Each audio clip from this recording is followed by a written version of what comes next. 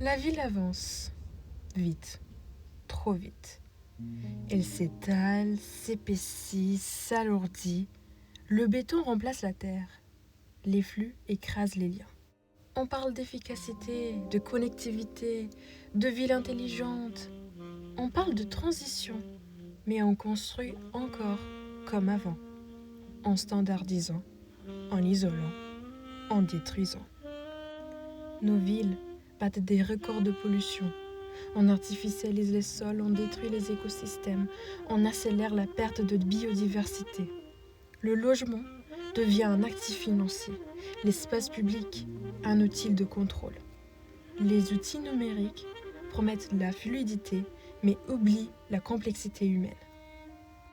Alors on court, on trace, on optimise, on s'oublie de s'arrêter.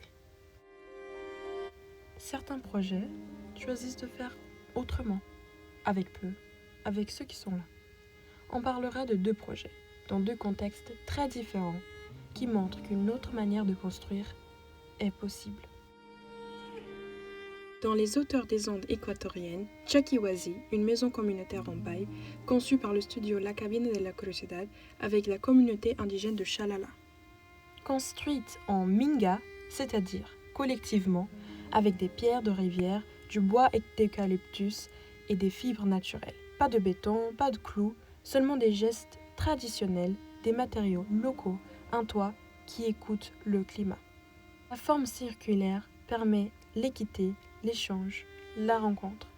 C'est plus qu'un bâtiment, c'est un lieu de mémoire, d'autonomie et de fierté partagée.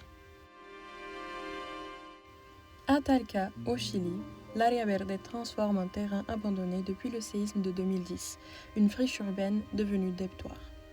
En 2023, un groupe d'étudiants en architecture y mène une recherche sur des espaces délaissés et propose de les revitaliser pour une intervention végétale. Avant toute construction, on cultive. On soigne le sol, réintroduit des espèces natives, protège ce qui pousse déjà. Puis vient un espace circulaire et léger, fait de bois, tissu et mobilier simple. Un laboratoire vivant à ciel ouvert. Jardin partagé, atelier, cinéma en plein air, concert. Pensé pour les enfants, le voisinage, le public. Un espace commun évolutif nourri par le vivant. 2 projets à petite échelle, l'un rural, l'autre urbain. Mais tous 2 montrent qu'il est possible de faire autrement, avec attention, humilité et ce qu'on a déjà sous les pieds.